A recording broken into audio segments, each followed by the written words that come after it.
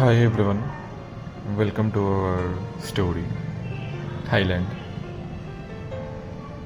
Thailand আমরা যখনই শুনেছি তখন আমরা সবসময় একটা অন্যরকম থাইল্যান্ডের কথা ভেবেছি, কিন্তু থাইল্যান্ডের হিস্ট্রি আমার মনে হয় সবার থেকে আলাদা। কারণ আমরা যখন সব কলোনাইজারদের আন্ডারে ছিলাম, ইউরোপ যখন সবাইকে রাজত্ব করছে, তখন একমাত্র থাইল্যান্ডই হলো সেই কান্ট্রি যারা নিজেদেরকে স্বাধীনভাবে বাঁচতে শিখিয়েছে। তাই জন্য এর নাম পড়ে Thailand, the land of free. Pune থেকে থাইল্যান্ড যাওয়ার জন্য আমরা প্রথমেই বেরিয়ে পড়ি ব্যাঙ্গালোরের উদ্দেশ্যে।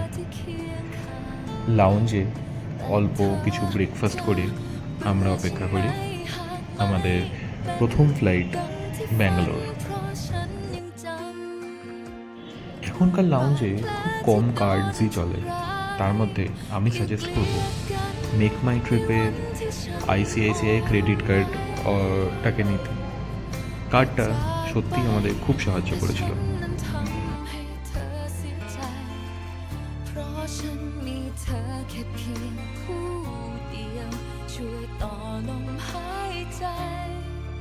อยู่กับฉันนานๆได้ไหมให้ใจฉันไม่ต้องอ้างว้างเกินไป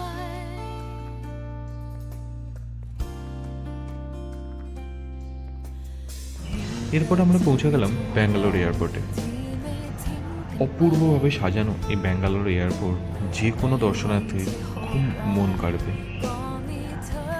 বিশাল বড় এই এয়ারপোর্ট অ্যান্ড অপূর্ব সুন্দর করে সাজানো।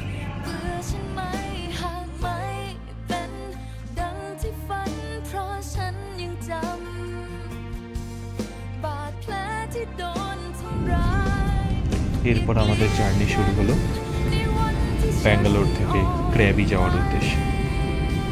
থাইল্যান্ডে আমরা ক্র্যাবি থেকেই আমাদের যাত্রা শুরু করেছিলাম।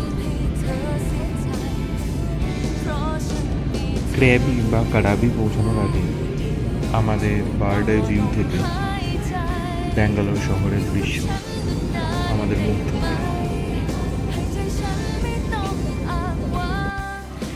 ক্র্যাবি পৌঁছাতে পৌঁছাতে আমাদের বেশ রাত হয়ে যায়, কারণ ভারতীয় সময় আর থাইল্যান্ডের সময়ের মধ্যে ব্যবধান 1.5 ঘন্টা। ভারতীয় সময়ের প্রায় 8টা থেকে 8:30টায় আমরা ওখানে পৌঁছাই। এয়ারপোর্ট থেকে সোজা চলে যাই চম বাই দ্য সি আমাদের হোটেলের উদ্দেশ্যে। এটি হলো আমাদের ছোট্ট রুম ট্যুর।